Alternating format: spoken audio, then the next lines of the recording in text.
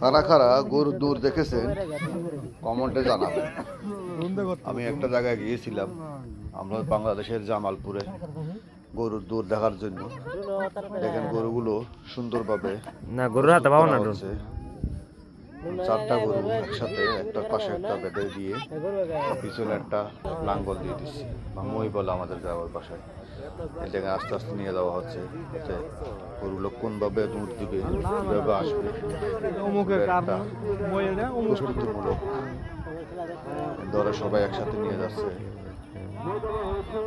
অনেক মানুষ, চারপাশে অনেক মানুষ, অনেক দূর দূরান্ত থেকে ছুটে গেছে মানুষগুলো দেখার জন্য।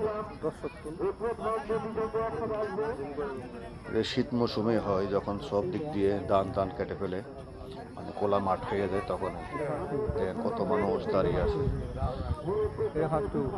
সবাইকে মাইকে বলা হচ্ছে যে তা সবাই সাবধানে থাকবেন, গরু দৌড় দিলে কোন দিকে ছোটাছুটি করে এই যে শুরু হয়ে গেল। আস্তে আস্তে আস্তে আস্তে